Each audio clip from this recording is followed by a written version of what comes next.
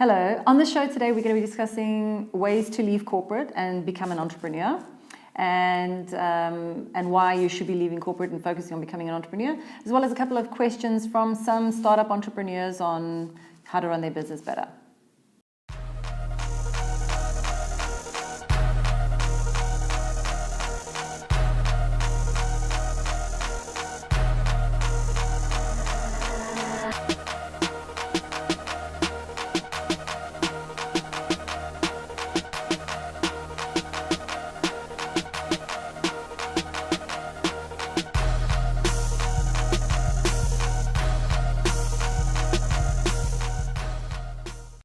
Hello and welcome to the #AskDK show. So this is episode 1, and the exciting thing is you get to post your questions, and it can be things like, I'm stuck in corporate, how do I leave corporate?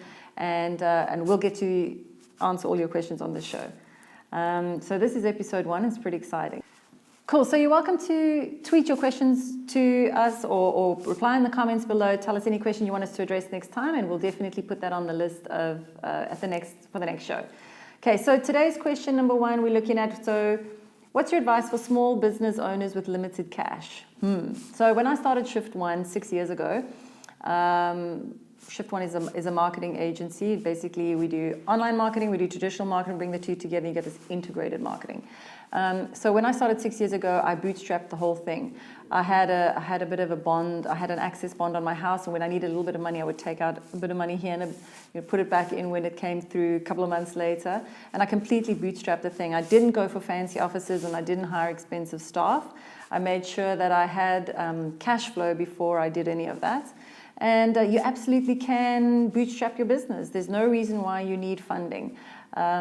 But they do say that if you do need funding, the first place to go is friends, fools, and family before you go to the bank, because that's cheap money. Expensive money is making a loan. Be very careful before you approach venture capitalists, because a lot of venture capitalists, especially in South Africa, I have found are pretty greedy. And they tend to take a huge chunk of your business and give you a very small amount of money. Now, the thing you need to know about that is that as soon as you have got some money from them, this is called a runway. So if they give you a really short runway, like 6 months, if that money is going to last you 6 months, you really don't have much time to put your head down and focus on growing your business, because you have to start focusing on round 2 of raising capital. And when you're raising capital, you're not doing work. So you need to basically make sure that you get at least a 3-year runway, and that they don't take so much of your shares that you've lost interest in the business. Because at the end of the day, this is your baby, this is your vision, and if you lose interest in the business is going to fail. So that's what I have to say about that. Next question, how do you execute when you're afraid to fail? So South Africans and most people out there are afraid of failure. That's why there's whole books written on failing and why failing is okay. And they say if you're going to fail fast and all those things. If you go and look back at almost any entrepreneur, they've got failures along the way, and you really can't fear failure. If you fear failure, you're gonna fear life, because failure it's lessons. You're learning the whole time, and if you fear your lessons, then you're not growing and you're not learning. So you can chat to my staff, and I'm pretty hard on them. Because I'm fast tracking their learning, let's just say. So the thing that you need to embrace is failure, really, because you're not going to make those mistakes again. So you can't be afraid. You cannot be afraid. When I started my company, I felt like a dairy cow, because I'd left corporate and I didn't know anything of the road ahead of being an entrepreneur. I was terrified. And I'd been a herd animal, told where to eat and when to eat. And suddenly I was put out in this big wild field and expected to run a business and know what to do and know the path ahead. And I was terrified for the first couple of months. I had a really good business mentor that helped me work through a lot of those issues. And now I am a longhorn steer, or an Nguni, I don't know what, bull with just these horns like this. And these longhorn steers, they can take on bears. So you will grow. And if you don't be afraid of what's going to happen in 3 years' time, because in 3 years' time you'll be bigger and stronger. And if you're facing a giant now, you have to overcome that giant, because I promise you that giant will come back and haunt you. And you'll face it again, and you'll face it again, and you'll face it again until you overcome that fear. and then you'll never face that giant again. It'll be another one and it'll be bigger, but you'll be stronger. Okay, question number 3. What should you do if you have a full-time job and you want to become an entrepreneur? I've got a lot of clients that I'm working with that are in this space. They have top-paying full-time jobs, but their passion and their heartbeat is to become entrepreneurs. So the thing that I've sort of been coaching a couple of them with is, how do we work their exit plan? So a couple of them, we're doing this in parallel thing, where they've started doing consulting and coaching on the side, so that at some point when it's reached the point, almost a critical mass, where they're earning they've got a reputation and they're earning enough to survive on, maybe it's still less than they're earning in corporate, but they can then exit corporate and have a soft landing. So it's this in parallel stream. So it just depends on what it is that you want to do. There are a couple of entrepreneurs that I've met that have left at the top of their game in corporate, and they started their companies up here. You don't have to start down here. So the big key factor for me is, are you leaving to do something similar with what you're doing now? If it's literally you're doing the same thing but for yourself, and you've already got the network and you've got the contacts, go for it. Absolutely go for it. Maybe 1 or 2 months, 3 months, maybe 6 months, you work to get your first deal, but I promise you it'll be worth it. Even better, you take one of the clients with you and you start at the top. I know a couple of entrepreneurs who've done that, and they've got absolutely million rand businesses, and that's per month.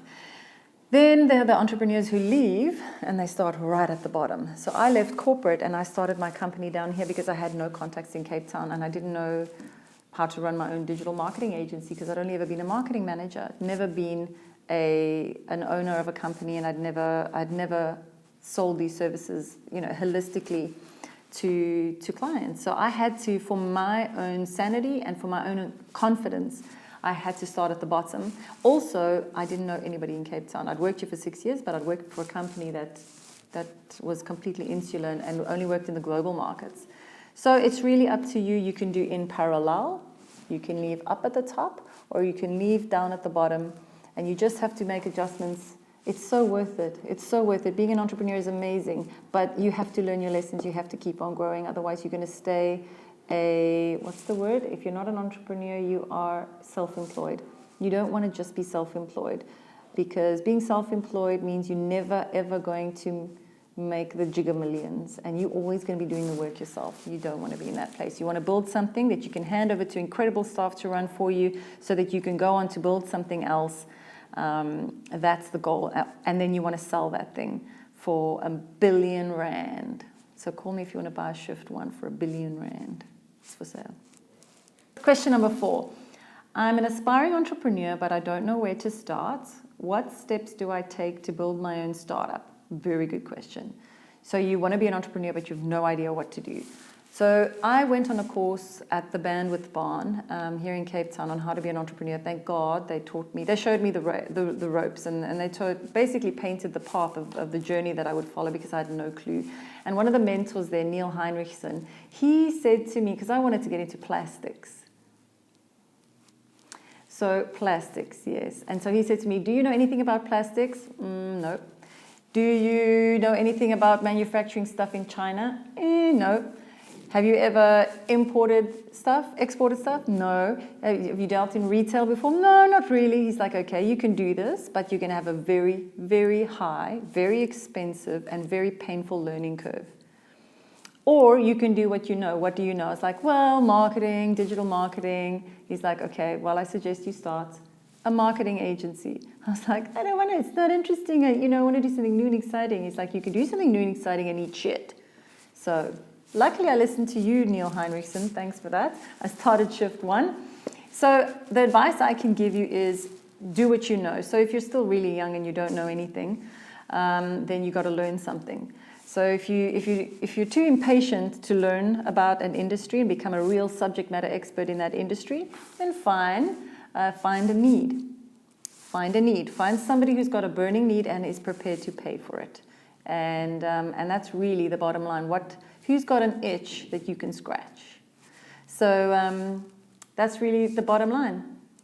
A lot of people are burning to start their own companies, but I could only start my company when I started it because I didn't know anything before that. And I had to go on this learning curve all over the world to learn from these incredible people, some raging bitches, but some amazing people. And I learned from every single one of them and apply everything that they taught me. They were my teachers. So don't try to shortcut that too much. If you're still in your learning space, definitely become an expert. So I'm reading the Elon Musk book, his biography. Amazing.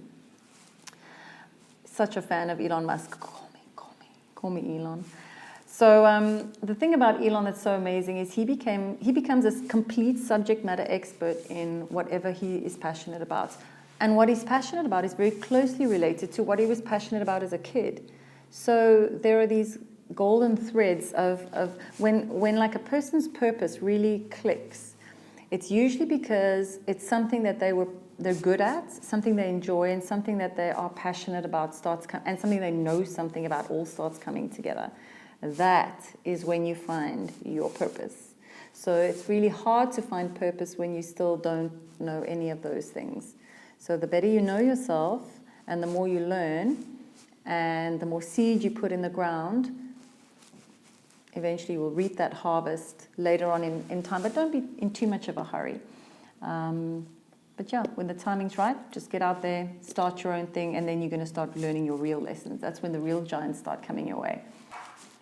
Cool, guys. So that's episode 1 of the #AskDK show, and I really am so stoked about it. It was just so amazing to be able to share things that I've learned in my journey of life.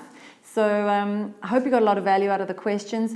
Please, in the comments, write your next questions in Twitter, tweet me, Instagram me, do whatever you want to do. Reach out to me on social media. And I hope to see you next week for episode 2. Subscribe! Subscribe. Have you subscribed? Awesome. See you next week.